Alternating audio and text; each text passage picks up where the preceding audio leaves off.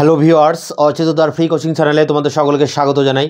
আজকের এই ভিডিওতে তোমরা যারা ক্লাস 11-এ পড়ছো, অর্থাৎ একাদশ শ্রেণীতে সেকেন্ড সেমিস্টারে পড়ছো, তোমাদের ইতিহাস সাবজেক্টের তৃতীয় অধ্যায় বা তৃতীয় চ্যাপ্টার থেকে এটি ইম্পর্টেন্ট প্রশ্ন। ইউরোপে মধ্যযুগে জাদুবিদ্যা বা ম্যাজিক এ সম্পর্কে সংক্ষিপ্ত আলোচনার ভিতর দিয়ে এর যে উত্তরপত্রটি রয়েছে, সংক্ষিপ্ত অ্যান্সার, সেটিও তোমাদের সামনে তুলে ধরবো। তার আগে বোর্ডে কী লেখা রয়েছে আমরা একবার দেখে নিই। দেখো, একাদশ শ্রেণী ইতিহাস সেকেন্ড সেম চ্যাপ্টার 3, এখানে প্রশ্ন হচ্ছে মধ্যযুগে ইউরোপে ম্যাজিক বা জাদুবিদ্যা বা মায়াবিদ্যা সম্পর্কে লিখতে হবে। এটাই 4 নম্বরের জন্য খুবই ইম্পর্টেন্ট, 2024-25 জন্য। এছাড়া 8 নম্বরের জন্য হোক বা 4 নম্বর, এই ক্লাসটা তোমরা যদি অ্যাটেন্ড করো, ম্যাজিক বা জাদুবিদ্যা সম্পর্কে একটা বেসিক ধারণা তোমাদের মধ্যে তৈরি হয়ে যাবে।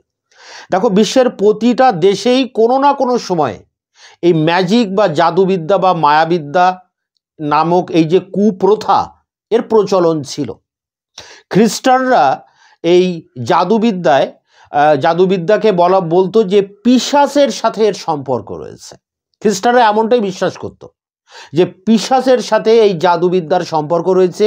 এই জন্য খ্রিস্টান ধর্মে এই জাদুবিদ্যার বিরুদ্ধে তীব্র জেহাদ ঘোষণা করা হয় এবং জাদুবিদ্যাকে খ্রিস্টান ধর্ম বিরোধী বলে আখ্যা দেওয়া হয়েছিল।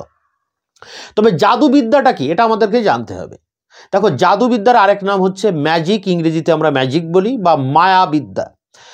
এবং এটি এমন একটা প্রাকৃতিক বা অতি প্রাকৃতিক একটা সত্তা, এই সত্তা বা শক্তিকে আয়ত্তে আনার জন্য নির্দিষ্ট কিছু বিশ্বাস বা আচার অনুষ্ঠান করাকে বলা হয় ম্যাজিক বা জাদুবিদ্যা। আসলে এটি ম্যাজিক বা জাদুবিদ্যা এমন একটা বিষয়, না এটি ধর্মের মধ্যে পড়ে, না এটা বিজ্ঞানের মধ্যে পড়ে। অর্থাৎ ধর্ম এবং বিজ্ঞানের বাইরে সম্পূর্ণ পৃথক একটা আচার অনুষ্ঠান বা নিয়ম নীতি, ধর্মীয় মানে একটা বিশ্বাস হচ্ছে এই জাদুবিদ্যা বা ম্যাজিক। তো ম্যাজিকের সংজ্ঞা এক কথায় দাঁড়ায় যেটা, যে প্রাকৃত বা অতি প্রাকৃত একটি শক্তি, যে শক্তিকে আয়ত্তে আনার জন্য সেই উদ্দেশ্যে কিছু নিয়ম নীতির প্রচলন করা বা সেগুলো কার্যক্ষেত্রে করা, তার নামই হচ্ছে ম্যাজিক বা জাদুবিদ্যা। এবার আমরা দেখব যে এর বিষয়গুলো কি রয়েছে এবং এর উদ্দেশ্যটা কি এই ম্যাজিকের। দেখো, এর মূল বিষয় রয়েছে 3টি। এক, মন্ত্র, অর্থাৎ এখানে সেই ম্যাজিকে মন্ত্র আউড়িয়ে সেই জাদুবিদ্যার প্রয়োগ করা হয়, এই জন্য মন্ত্র খুবই গুরুত্বপূর্ণ। এছাড়া রয়েছে মন্ত্রপুত বস্তু, বিভিন্ন বস্তু হতে পারে, মানে জাদু বল, জাদু খেলনা, এরকম বিভিন্ন বস্তু হতে পারে। আর এছাড়া রয়েছে যে মন্ত্রাচার, অর্থাৎ মন্ত্র পাঠ করার সাথে সাথে আরও অন্যান্য আনুষাঙ্গিক কিছু উপাদান প্রয়োজন হয়, যেগুলো ম্যাজিক করার সময় বা জাদুবিদ্যাকে অ্যাক্টিভ করার সময় সেগুলোকে উপকরণ হিসেবে ব্যবহার করতে হয়। এখন প্রশ্ন হচ্ছে সেই উপকরণগুলো কি রয়েছে। উপকরণ বিভিন্ন বিষয় এখানে উপকরণ হতে পারে। যেমন মানুষের যদি বলা হয়, এই জাদুবিদ্যায় মানুষের নখ, চুল, চামড়ার ময়লা এগুলোর প্রয়োজন হতে পারে। পাখির বিভিন্ন পালক হতে পারে, নখ লাগতে পারে, পাখির মাংস প্রয়োজন হতে পারে। এছাড়া বিভিন্ন জীবজন্তুর চুল বা নখ বা তাদের মাংস, এছাড়া বিভিন্ন গাছগাছালির যে শিকড়, পাতা, লতা, গাছের ছাল, এগুলোর কিন্তু প্রয়োজন হতে পারে। বিভিন্ন বস্তু বা জড় পদার্থ, জড় বস্তুরও প্রয়োজন হতে পারে, যেমন মাটি, কড়ি বা বিভিন্ন ধাতু হতে পারে, তরল ধাতু, সোনা, রূপা। এই সমস্ত উপকরণের সাহায্যে এই মন্ত্র উচ্চারণের ভিতর দিয়ে, বিভিন্ন আচার অনুষ্ঠানের ভিতর দিয়ে এই জাদুবিদ্যাকে আহ্বান করা হয় বা জাদুবিদ্যার প্রয়োগ করা হয় বা ম্যাজিককে প্রয়োগ করা হয়। এবার এই যে ম্যাজিকগুলো করা হচ্ছে, এর বিরুদ্ধে কি কিছু করা যায়? এর বিরুদ্ধে কি কোনো প্রতিকারের ব্যবস্থা আছে? তা পরের পয়েন্টটা আমরা দেখছি, যেটা প্রতিকার। দেখো, বিভিন্ন জাদুকরি বিভিন্ন যে সমস্ত চিহ্নগুলো রয়েছে, এছাড়া তাবিজ, মাদুলি, বা এখানে কবচ হতে পারে, ঝাড়ফুঁক হতে পারে, বা এখানে জল পোড়া, নুন পোড়া, এরকম বিভিন্ন বস্তু প্রয়োগ করে এই জাদু বিদ্যা যিনি প্রয়োগ করছেন সেই জাদুকরের বিরুদ্ধে কিন্তু এগুলোকে প্রয়োগ করা হয়। একে অনেক সময় বলা হয় প্রতিরোধমূলক জাদু। অর্থাৎ একটা জাদু করা হয়েছে বা একটা ম্যাজিক করা হয়েছে, তার বিরুদ্ধে প্রতিরোধ গড়ে তোলার জন্য আবার পাল্টা জাদু করা হয়। এবং অনেক সময় এই জাদুকরকে বা এই ম্যাজিশিয়ানকে তিনি যে সমস্ত মন্ত্র আওড়েছেন বা যে সমস্ত ম্যাজিক তিনি করেছেন সেগুলোকে তুলে নেওয়ার জন্য বা তার সেটাকে ধ্বংস করে দেওয়ার জন্য তাকে বাধ্য করা হয়। এবং এই জাদুবিদ্যা প্রয়োগ করতেন যাদেরকে বলা হয় ডাইনি। এই ডাইনিদেরকেও তাদের উপরে নানা রকম অত্যাচার করা হতো এই জাদুবিদ্যা যাতে তারা প্রয়োগ না করে, বা প্রয়োগ করলে সঙ্গে এবং জানতে পারলে এই ডাইনিদের কিন্তু পুড়িয়েও মারা হতো। অর্থাৎ জাদুর বিরুদ্ধেও কিন্তু প্রতিরোধমূলক কাজকর্ম দেখা যেত পাশাপাশি। এরপরে দেখো রয়েছে জাদুবিদ্যার চর্চাকারী। কারা করেন এই জাদুবিদ্যার চর্চা? যারা ডাকিনী, যারা যোগিনী, যারা ওঝা, যারা গুণিন, এরাই এই জাদুবিদ্যার চর্চা করতেন।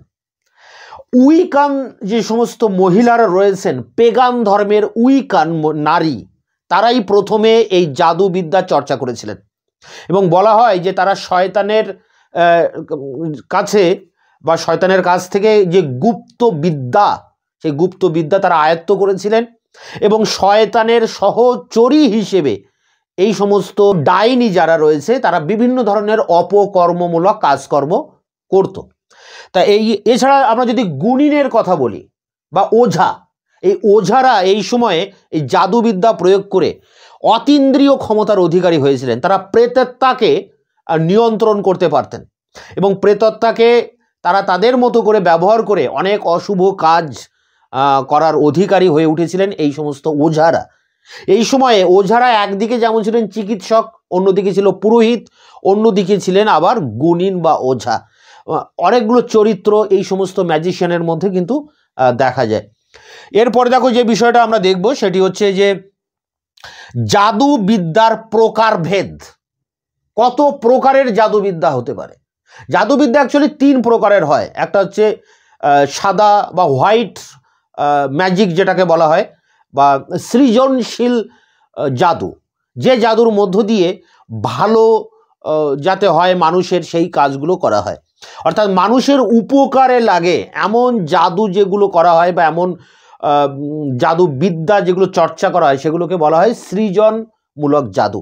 এবং এইভাবে যে ভালো ফসল উৎপন্ন করা বা কোনো প্রেমের সম্পর্ক তৈরি করা বা সুস্বাস্থ্যের অধিকারী হওয়ার জন্য বা সৌভাগ্য বয়ে আনার জন্য, এক কথায় মানুষের সার্বিক ভালোর জন্য যে ম্যাজিকগুলো করা হয়, যে জাদুগুলো করা হয় তাকে আমরা বলি হোয়াইট ম্যাজিক বা সাদা জাদু, সৃজনশীল জাদু। এরপরে রয়েছে ধূসর জাদু। ধূসর জাদুটা কি? ধূসর জাদুর আরেক নাম হচ্ছে যে প্রতিকার জাদু। অর্থাৎ যদি কারোর উপরে কালো জাদু করা হয়ে থাকে, মানে অশুভ জাদু যদি করা হয়ে থাকে, তাহলে সেই জাদুকে প্রতিকার করার জন্য যে জাদু করা হয় তাকে বলা হয় ধূসর জাদু বা প্রতিকার জাদু। প্রতিকার জাদুর ভিতর দিয়ে নতুন কোনো কিছু মানুষের উপকার বা অপকার কোনোটাই করা সম্ভব হয় না, কিন্তু তার উপরে যদি কোনো অশুভ জাদু করা হয়ে থাকে সেটাকে ধ্বংস করার জন্য, তাকে কাটিয়ে ওঠার জন্য এই জাদু প্রয়োগ করা হয়। এটাকে এক প্রকার নিরপেক্ষ জাদু বলা যায়, এই ধূসর জাদু বা প্রতিকার জাদুকে। এরপরে যে জাদুটা রয়েছে, যে জাদু সব থেকে বেশি গুরুত্বপূর্ণ, সেটি হচ্ছে কালা জাদু, ব্ল্যাক ম্যাজিক বা ধ্বংসাত্মক জাদু। যে জাদুবিদ্যার চর্চা সবাই সেই সময় করতেন এবং জাদুবিদ্যার চর্চা মূলত করা হতো অশুভ কাজের জন্য, নানা রকম অপকর্ম করার জন্য। এই সমস্ত জাদুবিদ্যার মধ্য দিয়ে মানুষের ক্ষতি সাধন হয় এমন কাজ করার চেষ্টা করা হতো। মন্ত্র আউড়িয়ে যে শত্রু, মানে যে শয়তান, সেই শয়তান তার যে আরাধ্যা দেবতা আছেন বা যে শয়তান আছেন, পিশাচ আছেন, তাকে সন্তুষ্ট করে তাকে দিয়ে বিভিন্ন কাজ করাতেন এই সমস্ত জাদুকরেরা। এবং এইখানে যে সমস্ত কাজগুলো করা হতো সেগুলো মানুষের উপকারে তো নয়, মানুষের অপকার করার জন্য এই জাদু, এই ব্ল্যাক ম্যাজিক করা হতো। এখানে বিভিন্ন ধরনের অপকর্ম, যেমন শত্রু যে রয়েছে তার উপরে অভিশাপ নামিয়ে আনা, বা কোনো মানুষকে অকালে তার মৃত্যুর পথে ঠেলে দেওয়া, রোগ ব্যাধি ডেকে আনা, ফসল ধ্বংস করা, গর্ভবতী নারীকে গর্ভপাত করানো, শিশুদেরকে হত্যা করা, এরকম বিভিন্ন ধরনের অপকর্মমূলক যে কাজ বা যে জাদুতে করা হয়, যে জাদুর মাধ্যমে করা হয়, তাকে বলা হয় ব্ল্যাক ম্যাজিক বা কালা জাদু। এই কালা জাদুরই চর্চা বেশি হতো ইউরোপে। ইউরোপের বিভিন্ন দেশে যেমন গ্রিস, ইটালি, রোম, মিশর, এই সমস্ত দেশগুলোতে এই কালা জাদুর চর্চা হতো। তা মিশরে যিনি ছিলেন সেই হারমেস, মিশরের এক বিখ্যাত ব্যক্তি, সেই হারমেস ছিলেন মিশরে এই জাদুবিদ্যার পথিকৃৎ। এছাড়া গ্রিক দেবতা হেকেটি ছিলেন জাদুবিদ্যার একজন দেবী, এবং গ্রিকরা মনে করতেন যে মানুষের উপরে যদি কুনজর দেওয়া হয় বা কুনজর যদি কোনো কিছুর উপরে দেওয়া হয় সেটাই অশুভ, এবং সেটাই হচ্ছে এই জাদুবিদ্যার একটা প্রাথমিক অঙ্গ। মিশরবাসী যারা রয়েছেন তারা ভাবতেন যে মানুষের চারিপাশে যে সমস্ত অশুভ শক্তি রয়েছে এগুলোই হচ্ছে ভূত প্রেত বা অন্যান্য অপদেবতামূলক কোনো অতি প্রাকৃত কোনো বিষয়, এবং সেই জায়গা, সেই কনসেপ্ট থেকে বা সেই ধারণা থেকে চলে আসে এই কালা জাদু বা ম্যাজিক বা জাদুবিদ্যা বা মায়াবিদ্যা। তো এ সম্পর্কে একটা কোশ্চেন অ্যান্সার যেটা রয়েছে 4 নম্বরের জন্য খুব ইম্পর্টেন্ট, তোমাদের অ্যান্সার নিয়ে আমি এবার অন স্ক্রিনে তোমাদের সামনে আলোচনা করছি। একাদশ শ্রেণী ইতিহাস, সেকেন্ড সেম। মধ্যযুগে ইউরোপে ম্যাজিক বা জাদুবিদ্যা। বিশ্বের সকল দেশেই কোনো না কোনো সময়ে জাদুবিদ্যার মতো কুপ্রথার প্রচলন ছিল। মধ্যযুগের ইউরোপেও জাদুবিদ্যার প্রচলন ছিল। খ্রিস্টানরা জাদুবিদ্যাকে পিশাচের সঙ্গে সম্পর্কযুক্ত বলে প্রচার করেন এবং জাদুবিদ্যাকে খ্রিস্ট ধর্ম বিরোধী বলে আখ্যা দেন।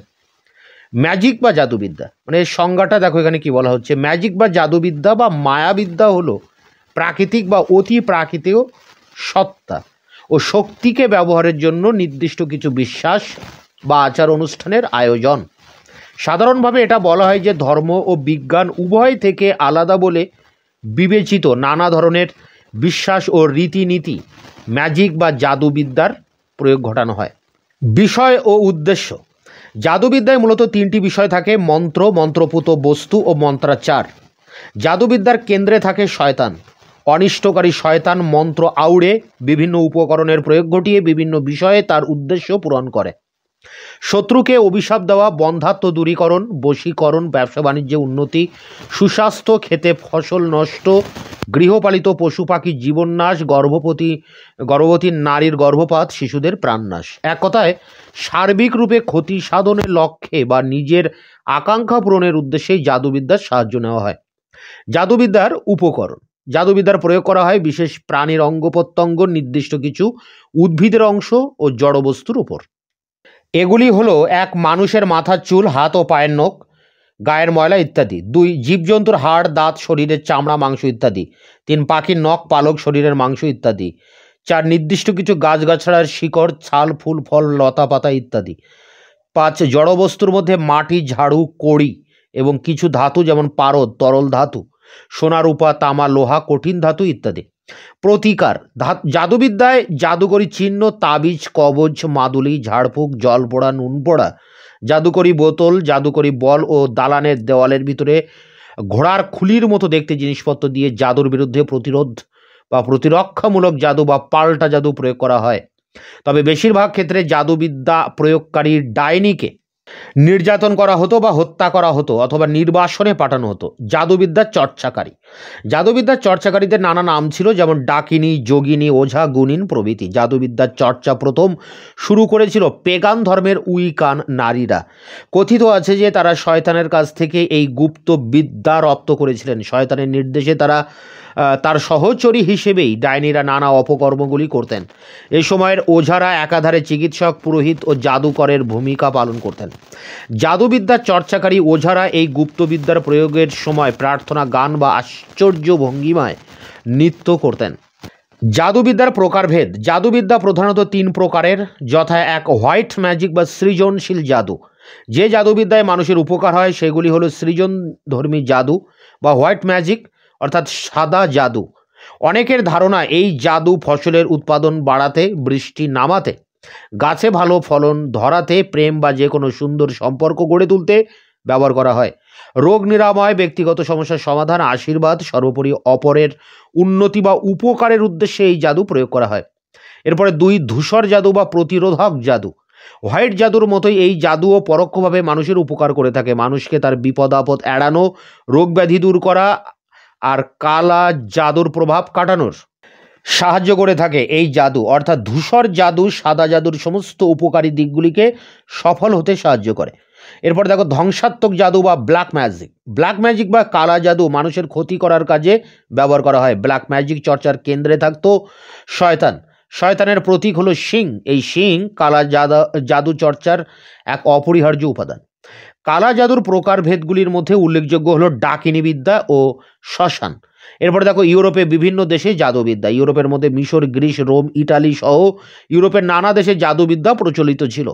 মিশরের হারমেস ছিলেন জাদুবিদ্যার পথিকৃৎ। গ্রিকদের কাছে জাদুবিদ্যার দেবী ছিলেন হেকেটি। রোমে জাদুকররা স্বপ্ন বিচার, কোষ্ঠী বিচার এবং নারী বশীকরণের জাদুবিদ্যা জানত। তো এই ছিল জাদুবিদ্যার উপরে সংক্ষিপ্ত একটি নোটস। এটি সংগ্রহ করে পরীক্ষার প্রস্তুতি নাও। দেখা হচ্ছে অন্য কোনো ভিডিও ক্লাসে। ততক্ষণে চ্যানেলকে তোমরা সাবস্ক্রাইব করে রাখবে, বন্ধুদের কাছে শেয়ার করবে এবং ভিডিওটি ভালো লাগলে অবশ্যই একটা লাইক দেবে।